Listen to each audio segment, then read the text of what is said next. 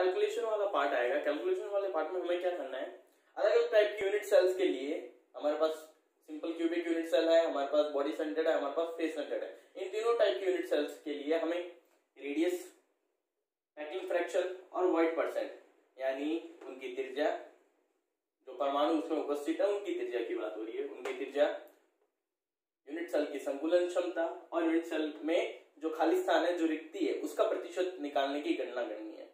अब उसके लिए हम क्या करते हैं, सबसे पहले हम बात करते हैं सिंपल क्यूबिक यूनिट सेल की, एससीसी टाइप की जो यूनिट सेल्स होती है उसकी। अब सिंपल क्यूबिक यूनिट सेल्स में हम क्या करेंगे, जो सरल घनीय इकाई है उसके बारे में बात कर रहे हैं।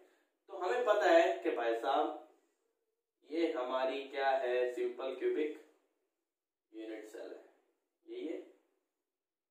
ये हमारी क्या है, सिंपल क्यूबिक यूनिट सेल। अब इस सिंपल क्यूबिक यूनिट सेल के कॉर्नर्स पे हमें पता है क्या होते हैं, हमारे एटम्स मौजूद रहते हैं, यही था, ठीक है।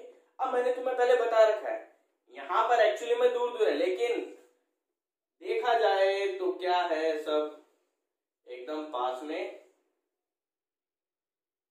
चिपके हुए। जब पास में चिपके हुए हमें पता है कि भाई इसका ये पॉइंट, इसका ये सेंटर पॉइंट, इसका ये सेंटर पॉइंट, ये सेंटर पॉइंट अगर मिलाऊंगा तो 2D में तो मुझे क्या मिलेगा, ये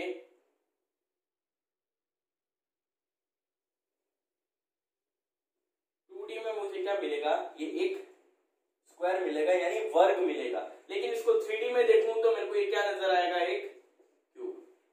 जब क्यूब नजर आएगा, ये स्क्वायर नजर आ रहा है 2D के अंदर, तो हर क्यूब या हर स्क्वायर का एक क्या होती है, साइड होती है।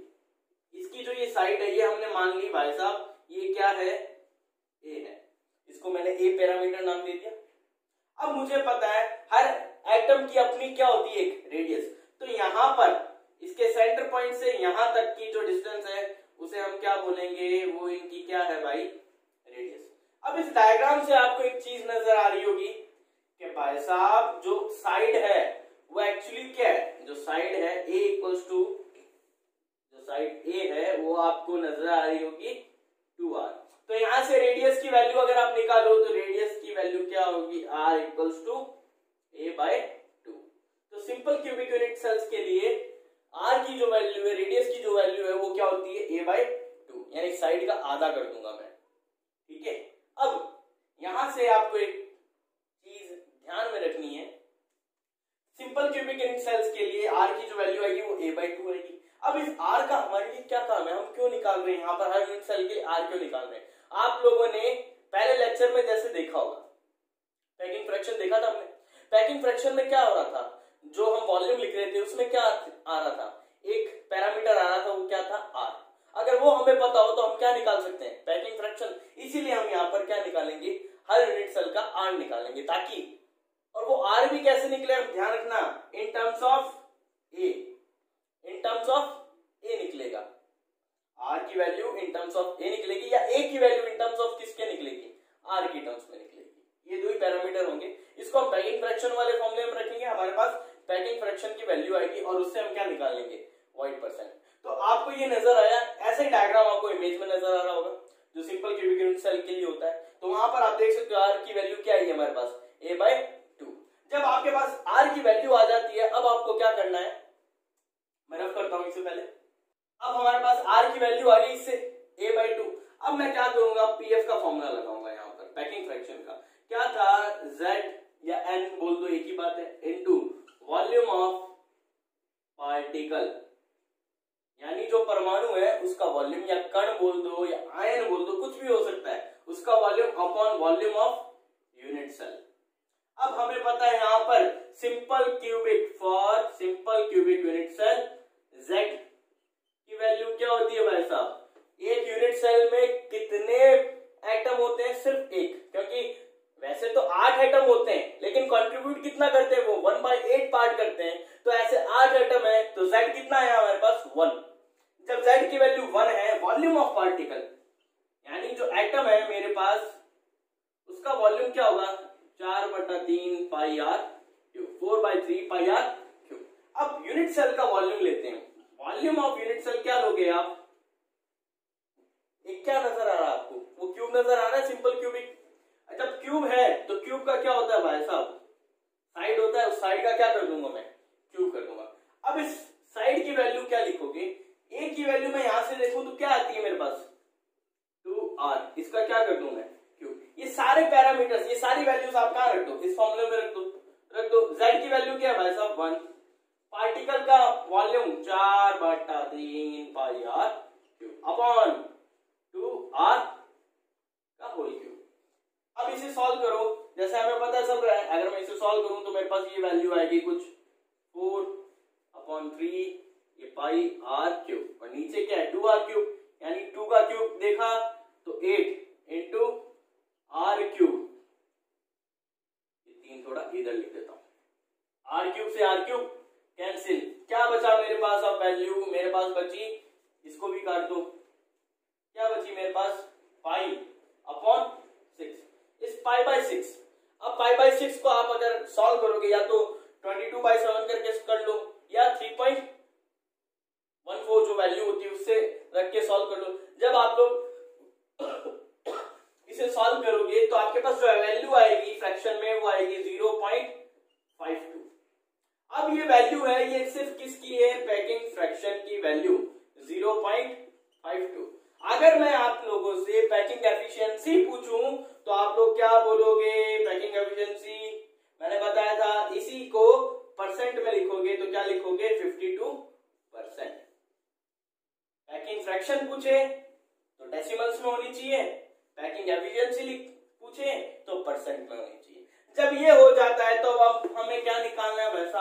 अब हमें निकालना है वॉइड का परसेंट, रिक्ति का परसेंट कितना है, खाली जगह कहाँ है, वहां पर स्पेस कितनी खाली है वो निकालनी है। तो मैं क्या करूंगा? मुझे पता है पूरा जो मेरे पास क्यूब है उसका वॉल्यूम क्या होगा भाई साहब?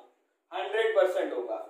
ऑक्यूपाई पार्टिकल्स ने कितना कर रखा है? सिर्फ 52। इसको इसमें से माइनस कर दूं तो मेरे पास क्या निकलेगा? वॉइड का परसेंट, यानी रिक्ति जो है मेरे पास, रिक्ति का प्रतिशत आ जाएगा।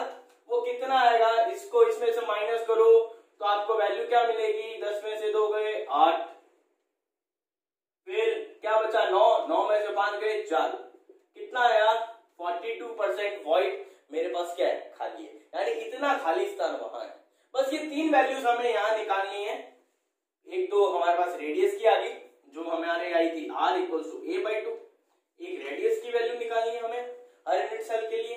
उसके बाद पैकिंग फ्रैक्शन बोल दो या पैकिंग एफिशिएंसी वो, और उसके बाद एट लास्ट वॉइड परसेंट। और ये चारों की चारों जो वैल्यूज है ये तुम्हें रटनी है, आनी तो चाहिए सॉल्व करनी, लेकिन याद रहनी चाहिए। क्यों? क्योंकि एमसीक्यूज में हर कंपटीशन लेवल में ये डायरेक्ट पूछे जाते हैं, इसलिए इन्हें याद करना ही पड़ेगा कैसे भी करके। ठीक है, याद कर लेना। एंड में मैं आपको इसकी टेबल बनवा दूंगा, याद कर लेना, आराम से याद हो जाएगा। अब आगे यूनिट सेल की बात करते हैं अगली। अब हम बात करते हैं अगली यूनिट की, वो है बीसीसी। देखो भाई, बीसीसी में अगर हम बात करें तो मेरे को पता है, जैसे आपको इमेज में भी दिख रहा होगा, फिर भी मैं डायग्राम बना ही लेता हूं।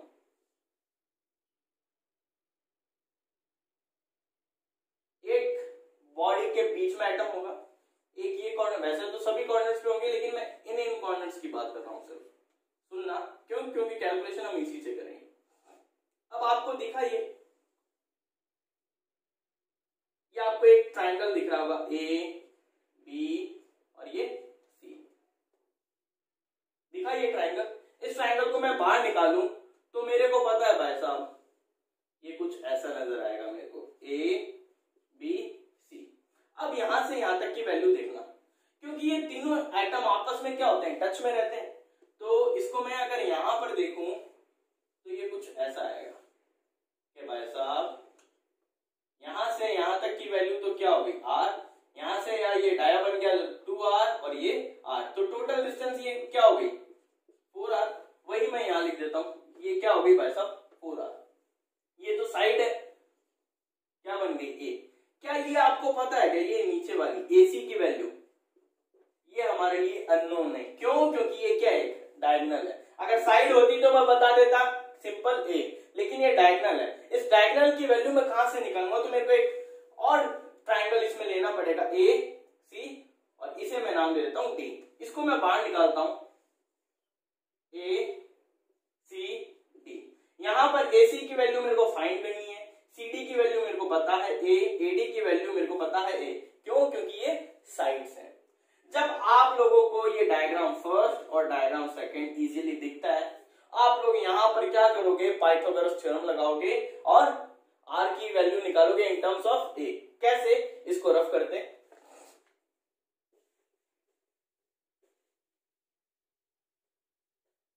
देखो डायग्राम फर्स्ट को अगर मैं देखूं, डायग्राम फर्स्ट में पहले हम क्या करते हैं, डायग्राम टू को लेते हैं, यहां से एसी की वैल्यू फाइंड आउट करते हैं।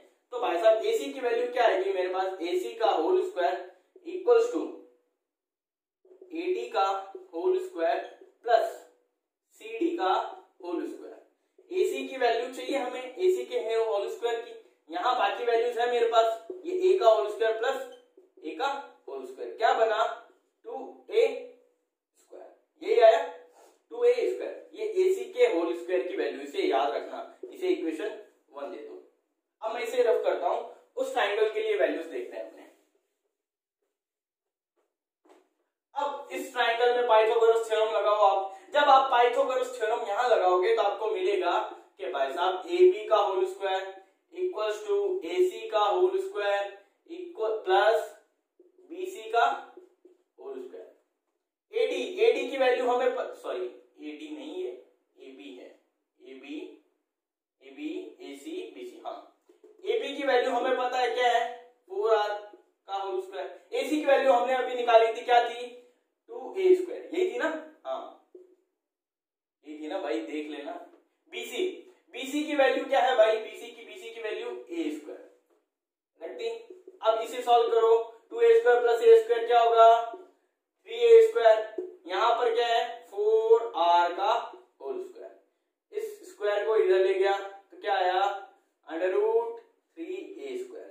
ये a बाहर आएगा तो क्या बन जाएगा a रूट 3, और ये क्या चल रहा है यहाँ 4r, तो यहां से r की वैल्यू क्या आई a रूट 3 अपॉन 4। तो भाई साहब बीसीसी के लिए r की वैल्यू क्या होती है a रूट 3 बाय 4, ये आपको याद रखनी है।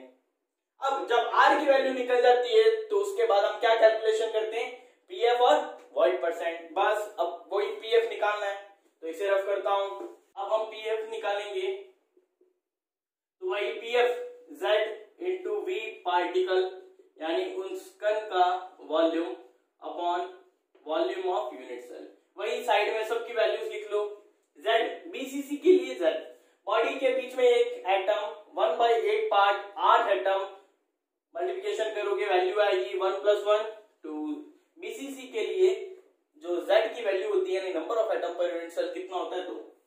पार्टिकल, इसका वॉल्यूम v पार्टिकल vp लिख रहा हूं 4/3 pi r cube. Unit cell का वॉल्यूम क्या होगा a का क्यूब, जो साइड है उसका क्यूब। अब हमें पता है r की वैल्यू बीसीसी के लिए क्या थी a रूट 3/4। वो वैल्यूज यहां पुट अप करोगे तो a की value in terms of r क्या आएगी, क्या आएगी भाई साहब 4r अपॉन रूट 3। ये रख दो 4r अपॉन रूट 3 का होल क्यूब। ये क्या है वॉल्यूम ऑफ यूनिट सेल है। अब इन सब की वैल्यूज इस फॉर्मूला में पुट अप करोगे तो क्या है 2v particle 4/3 pi r cube upon 4r upon root 3 का होल क्यूब।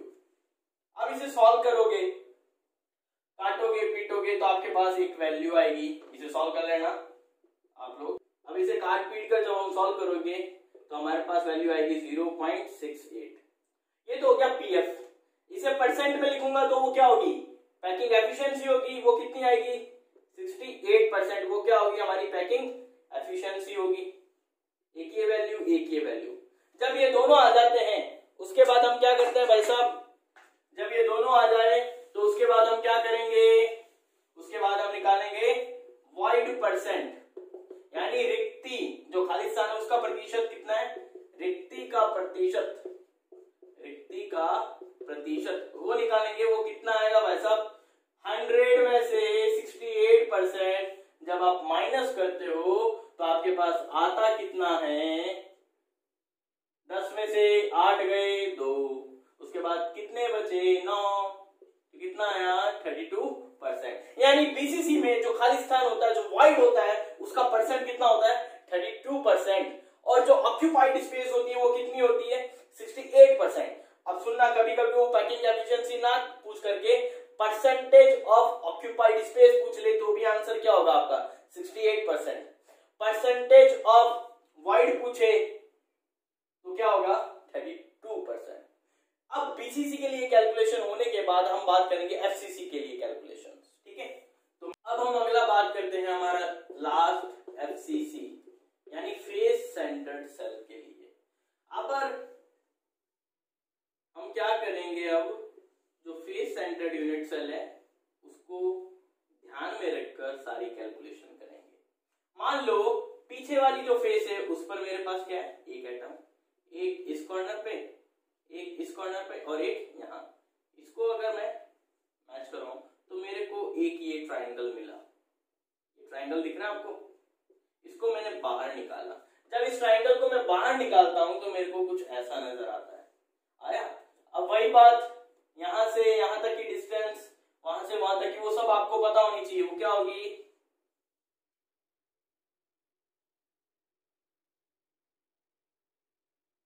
यहां से यहां तक r, ये 2r, यहां से यहां तक, फिर यहां से यहां तक ये r, तो टोटल क्या हुई 4r। तो ये डायगोनल की वैल्यू हमारे पास ऑटोमेटिकली आ गई 4r, ये a नाम दे दो a b c। अब इस ट्राइंगल को लेकर के सॉल्व करो, पाइथागोरस थ्योरम लगाओ। जब आप थ्योरम लगाते हो तो आपके पास क्या आएगा, इस ट्राइंगल में BC का whole square equals to AC का होल स्क्वायर प्लस AB का होल स्क्वायर। ये देख लो, BC का whole square equals to AC का होल स्क्वायर प्लस AB का होल स्क्वायर। अब इन दोनों की वैल्यू आपको पता है, ये A का स्क्वायर प्लस A का स्क्वायर, BC क्या है 4R का होल स्क्वायर, A स्क्वायर क्या होगा 2A स्क्वायर, ये 4R का होल स्क्वायर। जब आप ये उधर ले जाओगे तो क्या बचेगा, ये आएगा a√2 4r। तो यहां से r की वैल्यू आएगी a√2/4। आप चाहो तो a√2/4 रख सकते हो, आप चाहो तो इसे काट सकते हो। कैसे काटोगे, 4 को मैं लिख सकता हूं, इसको यहां लिख देता हूं a√2, चाहो तो ये वैल्यू याद रख सकते हो, चाहो तो दूसरी एक और वैल्यू निकालूं, 2 × 2 लिख सकता हूं 4 को, √2 को 2 से काटा, √2 टाइम्स गया तो क्या है वैल्यू a/2√2। चाहो तो ये वैल्यू याद रख सकते हो। मैं तो कहता हूं दोनों ही याद रखो, क्योंकि दोनों एमसीक्यूज में पूछी जाती है, तो दोनों ही याद रखना। कैलकुलेशन भी दोनों से ही करके देखना एक बार।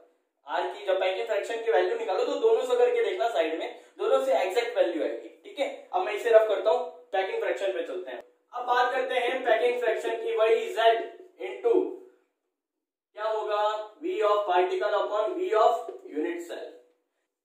z कितना होगा भाई साहब फेस सेंटर्ड के लिए 4, मैं डायरेक्ट लिख रहा हूं 4/3 πr³ upon volume of unit cell, a का क्या करोगे क्यूब। अब a की वैल्यू कौन सी लोगे, a की वैल्यू जो दोनों रेडियस के फॉर्मूले थे उनसे लेकर के जब आप सॉल्व करोगे इसे, चाहे कोई भी वैल्यू ले लेना जो तुम्हारी मर्जी हो, a/2√2 ले लो, या तो ये ले लो, या दूसरी वैल्यू एक और हमने क्या निकाली थी a√2/4, चाहे ये ले लो चाहे ये ले लो, दोनों से जब आप इसे सॉल्व करोगे तो एट लास्ट आपके पास जो पैकिंग फ्रैक्शन की वैल्यू आएगी, मैं लिख रहा हूं डायरेक्ट, आप लोग करके देखना, कैलकुलेशन इजी है क्योंकि बाकी तो हो गई, अब ये आप लोग करके देखना। पैकिंग फ्रैक्शन की वैल्यू क्या आएगी 0.74। जब पैकिंग फ्रैक्शन की वैल्यू आती तो पैकिंग एफिशिएंसी कितनी लिख सकता हूं मैं 74%। अब मेरे को क्या निकालना है वॉइड परसेंट, यानी रिक्ति का जो प्रतिशत है वो निकालना है। तो क्या करूंगा, जब इतना भरा हुआ है तो खाली कितना होगा, 100 में से 74 कर दूंगा तो क्या आएगा 26%। तो ये सब वैल्यूज आपको याद रखनी है, ठीक है। अब मैं एक टेबल बना लेता हूं, देखो अब आप लोगों को क्या करना है, ये टेबल पूरी याद रखनी है। याद मतलब पूरी कंठस्थ याद होनी चाहिए, रटी हुई होनी चाहिए सिर्फ ये टेबल। रटी हुई इसलिए बोल रहा हूं क्योंकि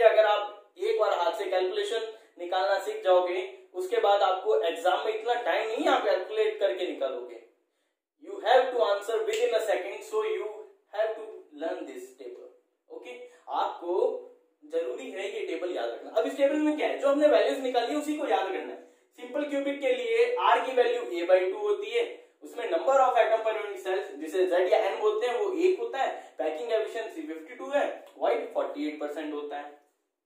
बॉडी सेंटर्ड के लिए r की वैल्यू a√3/4 होती है, number of atom per unit cell 2 होते हैं, इसकी पैकिंग एफिशिएंसी 68 है, तो वाइट अपने आप ऑटोमेटिकली 32 आ जाएगा। फेस सेंटर्ड के लिए a√2/4 होता है, या हम क्या बोल सकते हैं, दूसरी वैल्यू मैंने आपको क्या याद करवाई थी, a/2√2, वो भी याद कर सकते हो। z या n की वैल्यू यहाँ 4 होती है, इसकी पैकिंग एफिशिएंसी 74% होती है। इस तरीके से आपके पास ये टेबल याद हो जाती है। यहाँ पर कैलकुलेटिव वाला पार्ट हमारा खत्म होता है। बस ये कैलकुलेशन वाला पार्ट बहुत इंपॉर्टेंट है, इसे बहुत ध्यान से पढ़ना। अब इसका जो निचोड़ निकल के आता है वो सिर्फ ये टेबल है। इस टेबल को तो याद करना ही करना है, आपको रटना है, मतलब याद करना है इस टेबल को, ठीक है। अब नेक्स्ट लेक्चर में हम बात करेंगे आगे के टॉपिक्स की। अब थोड़े से टॉपिक रहते हैं, 3-4 टॉपिक, उसके बाद ये चैप्टर खत्म होता है, हम नेक्स्ट चैप्टर पे बात करेंगे, ठीक है। धन्यवाद। और जाने से पहले एक बात कहना चाहूंगा छोटी सी, आप अगर मेरा लेक्चर आपको अच्छा लगे तो प्लीज ज्यादा से ज्यादा लोगों से आप शेयर कीजिए।